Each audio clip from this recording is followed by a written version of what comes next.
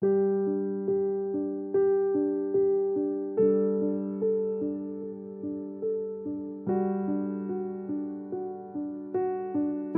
saudara terkasih dalam Tuhan. Hari ini saya membawakan 3 pesan penting yang harus kita benar-benar dengarkan.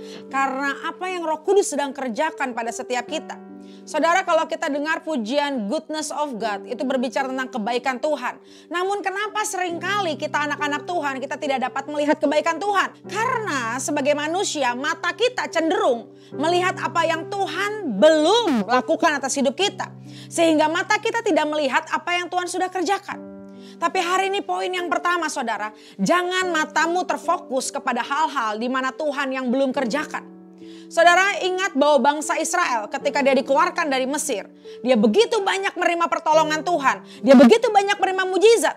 Tapi ketika ada hal-hal yang belum Tuhan berikan, seketika mereka kecewa. Seketika bangsa Israel dia ingin kembali ke Mesir. Padahal goodness of God, kebaikan Tuhan sudah begitu besar atas hidupnya. Hari ini sama dengan setiap kita. Jangan kita fokus tentang hal yang belum Tuhan jawab. Mungkin kau sedang bergumul tentang kesembuhan. Kau sedang bergumul tentang keuangan. Kau sedang bergumul dengan keluargamu. Kalau Tuhan belum jawab, bukan berarti engkau gak merasakan goodness of God. Bukan berarti engkau gak merasakan kebaikan Tuhan. Tapi hari ini matamu memandang apa yang sudah Tuhan kerjakan. Bahwa engkau diberi nafas kehidupan. Kau diberi keluarga dalam Tuhan. Saudara, poin yang pertama, hati-hati. Karena iblis seringkali mengalihkan fokus kita untuk kita melihat semua yang belum kita punya. Tapi hari ini mulai renungkan saudara, apa yang saudara miliki. Keluarga saudara yang di sekitar saudara, apa goodness of God, kebaikan Tuhan yang sudah engkau terima. Poin yang pertama, hati-hati saudara. Ini adalah bagaimana cara engkau memandang. Sehingga engkau bisa berkata Tuhan selalu baik, teramat baik buat setiap hidup kita. Apapun kondisimu, kau harus punya iman yang berkata begini. Pokoknya Tuhan gak pernah salah. Pokoknya Tuhan gak pernah gagal. Sekalipun aku dalam lembah, sekalipun aku dalam proses, aku akan tetap melihat kebaikan Tuhan. Aku akan tetap melihat bahwa Tuhan Yesus itu baik. Saudara, poin yang kedua. Hati-hati, salah satu hal yang membuat kita nggak bisa melihat kebaikan Tuhan adalah kemelekatan.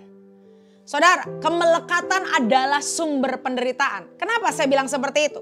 Apapun yang melekat di hatimu, itulah sumber penderitaanmu. Saudara cek hari ini, kalau engkau sering bermasalah tentang keuangan, jangan-jangan uang itu melekat. Kau terlalu cinta sama uang, kau menjadi mamon. Akhirnya permasalahan yang sering datang atas hidupmu adalah tentang uang. Kalau kau sering bermasalah tentang percintaan, mungkin kemelekatan dari hatimu, kau takut ditinggalkan, kau takut tidak disayangi, sehingga akhirnya permasalahan itu yang terus menerus datang atas hidupmu. Matius 19 ayat 25 sampai 26. Karena barang siapa mau menyelamatkan nyawanya, ia akan kehilangan nyawanya. Tetapi barang siapa kehilangan nyawanya karena aku, ia akan memperolehnya. Apa gunanya seorang memperoleh seluruh dunia, tapi kehilangan nyawanya? Dan apakah yang dapat diberikannya sebagai ganti nyawanya? Saudara, semakin kau takut kehilangan sesuatu yang bukan dari Tuhan, semakin kau takut kehilangan sesuatu selain Tuhan, semakin kau akan kehilangannya. Sekali lagi, semakin kau takut miskin, kau menjadi pelit, kau takut memberi, semakin kau akan kehilangan uangmu dan hartamu. Semakin kau takut, kau terlalu melekat dengan suami, dengan istri, anak, orang tua, pekerjaan, pelayananmu. Sampai akhirnya Tuhan bilang, siapa yang takut kehilangan nyawanya, dia kehilangan nyawanya. Karena saudara, tidak ada satupun yang boleh melekat di hati kita selain Tuhan Yesus. Jesus is the center. So hari ini apapun yang melekat di hatimu selain Tuhan Yesus, mulai lepaskan itu. Karena ketika engkau gak lepaskan itu sumber penderitaanmu saudara. Yes, Tuhan akan terus proses engkau di bagian itu loh. Karena Tuhan tahu ada posisi-posisi dalam hidup kita yang melebihi posisi Tuhan. Ada sesuatu yang dalam tanda kutip bahasa kasarnya berhala dalam hidup kita. Berhala tapi kan kita gak melihat bukan patung. Hari ini bukan hanya patung, bukan hanya menyembah ke dukun, bukan hanya tentang kuasa kegelapan. Berhala yang lebih berbahaya kalau kita menuhankan segala sesuatu lebih daripada Tuhan itu sendiri. Sampai akhirnya penderitaan itu karena kemelekatan yang kita gak bereskan, yang kita gak berani lepaskan. Barang siapa kehilangan nyawanya, yang takut kehilangan nyawanya, dia akan kehilangan. Tapi barang siapa engkau melekatkan dirimu sama Tuhan, kau gak akan kehilangan nyawamu. Bahkan seluruh dunia dan segala isinya akan Tuhan berikan. Bukankah Matius 6 ayat 33 berkata, carilah dahulu kerajaan Allah dan kebenarannya, maka semua akan ditambahkan kepada kita. Jangan dibalik. Carilah dulu uang banting tulang. Carilah dulu ketenaran popularitas, maka kau kejar Tuhan. Oh, aku mau pelayanan kalau aku nanti udah diberkati. Oh, aku mau pelayanan kalau A, B, C, D, E. Tapi hari ini ubah mindset kita. Mungkin hari ini aku belum lihat pemulihan, mungkin hari ini aku belum lihat jawaban doa, tapi aku mau kejar Tuhan. Aku mau cari kebenarannya dan akhirnya semua akan mengikuti. Mari yang poin kedua, jangan ada kemelekatan selain Tuhan Yesus dalam hati kita. Khususnya anak-anak Tuhan, mungkin itu pelayanan kita. Seberapa banyak lutut kita berlutut di tempat rahasiamu, di mesbah doamu, di tempat intimmu, itu seberapa besar Tuhan akan membuat engkau berdiri di hadapan orang dan dipromosikan. Jangan sampai kita sibuk pelayanan, jangan sampai kita sibuk melakukan pekerjaan kita, tapi kita melupakan kemelekatan kita sama hadirat Tuhan dan sama Tuhan itu sendiri. Amin, saudara. Kenapa kita gak bisa lihat goodness of God? Kenapa kita bisa banyak orang bilang Tuhan itu gak baik? Kenapa banyak orang akhirnya bisa jatuh kecewa sama Tuhan dan akhirnya meninggalkan Tuhan? Nomor 3. Kita harus tahu, Jesus is our goal. Tuhan Yesus adalah tujuan utama kita. Seringkali kita pakai Tuhan Yesus untuk mencapai tujuan kita. Jangan dibalik, saudara. Saya akan sedang mau berbicara tentang paradigma, tentang mindset kita. Jangan kita pakai Tuhan Yesus hanya karena kita mau sembuh, hanya karena kita mau diberkati. Berapa banyak orang akhirnya karena ada masalah dia datang kepada Tuhan. Itu nggak salah, saudara. Memang kita harus datang sama Tuhan. Tapi kita mindsetnya harus berubah, saudara. Ketika kita pikir Tuhan itu hanya sebagai sumber mujizat, kalau kita sedang disuruh menunggu mujizat, jangan sampai kau menjadi kecewa. Ingat, Jesus itu tujuan utamanya loh. Bukan kita mencari Tuhan supaya ada tujuan utama lain. Supaya masalah kita selesai, supaya kita diberkati, supaya kita terima kesembuhan. Tapi mau nggak hari ini kita ubah mindset kita?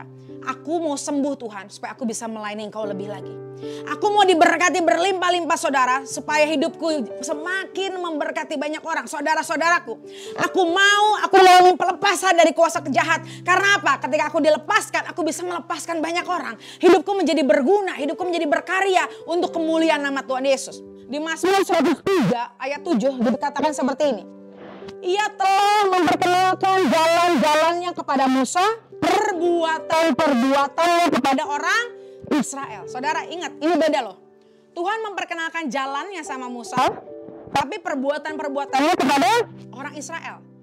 Itulah sebabnya orang Israel tuh mudah kecewa sama Tuhan. Sebabnya orang Israel mudah bersungut-sungut, dia gak bisa lihat kebaikan Tuhan apa? Karena dia pikir Tuhan itu sebagai alat untuk membebaskan dia dari Mesir. Kurang mujizat apa lagi saudara? Orang Israel sudah melihat 10 tulah. Orang Israel sudah melihat laut terbelah. Orang Israel melihat mana turun dari langit. Tapi itu gak bikin mereka bertobat saudara. Itu hanya mereka pikir Tuhan itu sebagai alat supaya memenuhi kebutuhan mereka. Ketika dia lapar dia menjerit, dikasih mana.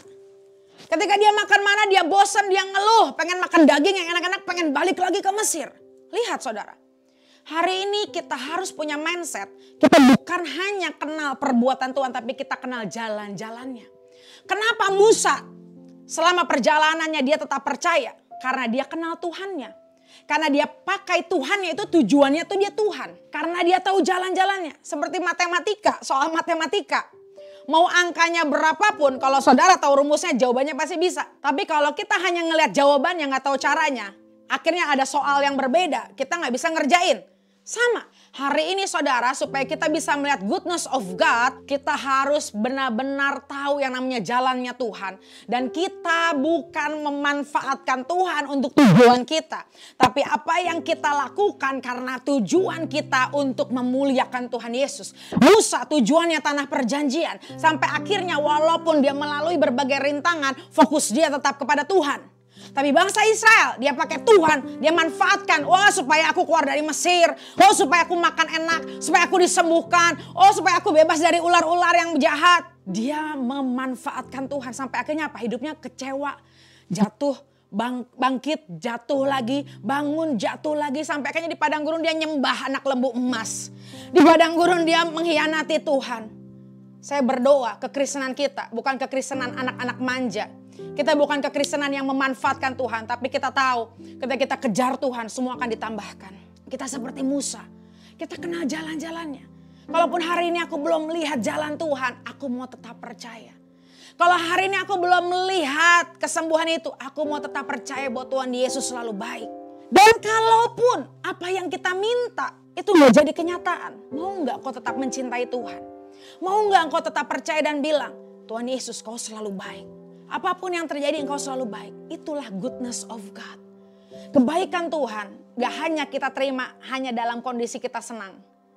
Kalau kita diberkati lagi banyak uang, lagi sehat, kita terima mujizat, kita baru bisa, oh goodness of God, you are so good. Tapi dalam lembah pun, dalam air mata, dalam proses, dalam keadaan gak enak. Mau gak kita selalu bilang, Tuhan Yesus engkau selalu baik. Mau gak kita melihat kebaikan Tuhan di lembah hidup kita, di padang gurun hidup kita. Mau gak kita jangan gampang kecewa sama Tuhan, jangan gampang marah sama Tuhan. Tapi kita tetap berdiri, tetap berjalan.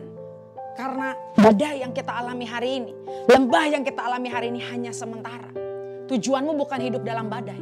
Tujuan bangsa Israel bukan tinggal di padang gurun. Tujuannya masuk tanah perjanjian yang berlimpah susu dan madunya. Dan hari ini kalau engkau sedang dalam proses, oh ini bukan tujuan akhir hidupku. Ini belum happy ending. Kau harus punya iman seperti itu. Ini belum happy ending dalam hidupku. Aku harus move on. Aku harus berjalan sampai aku temukan tanah perjanjianku. Oleh karena itu, mari semua yang menonton tayangan ini, rasakan goodness of God, kebaikan Tuhan. 3 poin penting. Yang pertama adalah saudara, matamu memandang apa yang sudah kau terima. Apa kebaikan Tuhan. Jangan pandang apa yang belum kau terima.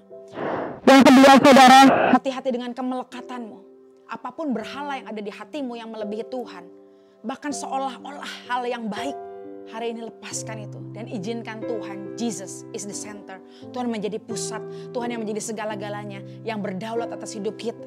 Dan yang ketiga, jangan manfaatkan Tuhan. Tapi justru segala sesuatu yang kita punya itu tujuan kita untuk menuju kepada Tuhan Yesus.